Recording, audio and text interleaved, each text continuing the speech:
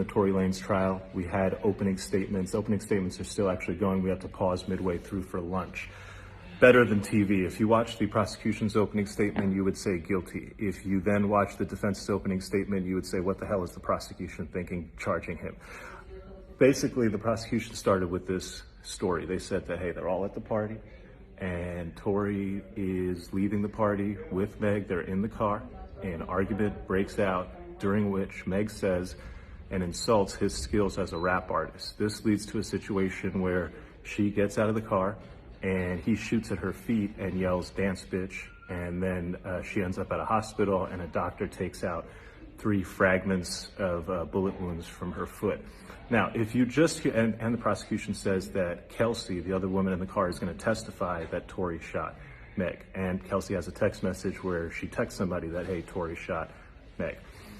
The prosecution's case is based on all these calls and texts where Tory's like, oh, I'm so sorry, oh, I'm so drunk. He never says that I shot him. He's like, oh, I'm just so sorry, I'm so drunk. So question what he's apologizing for. So that's the prosecution's case. Seems pretty easy. Then the defense comes up, and man, it gets spicy. First, the defense goes, they're not telling you about half of what's going on. The most important thing they're not telling you about an eyewitness who saw 2 women fighting, Kelsey and Meg. And so let's talk about why them 2 are fighting. Let's talk about how she was in the front seat. The gun was caught in the front seat.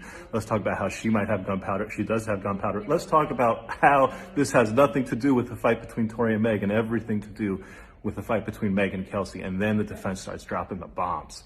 He basically says this, that they're in the car. Yeah, they left. But do you know why they left? They left because Kylie and Tory were in the pool together. And Kelsey and Meg both felt some type of way about that, to the point that Meg felt really some type of way about that. And she was really trying to go, to the point that eventually how Meg is acting. This is according to the defense. Kylie Jenner goes to Meg Thee Stallion and says, it's time for you to leave. They all leave. The defense's point is what happens in the car is this. Tory questions Kelsey. Hey, Kelsey, why are you backing up Meg for me trying to, get it on with Kylie Jenner? Meg has been snaking men from you your whole life. I hooked up with you, Kelsey, and then Meg went behind your back and hooked up with me. And, Kelsey, this is not the first time. You had been hooking up with Ben Simmons. Meg went behind your back and hooked up with Ben Simmons. You had been hooking up with the baby. Meg went behind your back and hooked up with the baby. And so the defense starts dropping all these grenades. The crowd is captivated. The jury's like, oh, what's going on?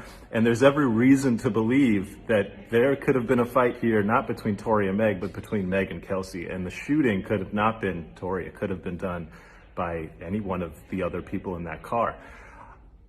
What does all of this mean? Well, I'll tell you a couple things. First, Corey Gamble, Kris Jenner's husband, is going to continue to be must-see TV. 2, the judge is terrific. I expect a very fair trial. The lawyers on the defense side are terrific. I don't know what the government lawyer was doing, giving an opening presentation that made it seem like the most open and shut case ever, when in fact there are huge questions, including an eyewitness who saw 2 women fighting, suggesting that you have to explain that theory to the jury, and you didn't. So I don't love the prosecution's opening in that regard. Stay tuned. We'll have the full coverage here. It's up and it's stuck in the Tory Lanez trial.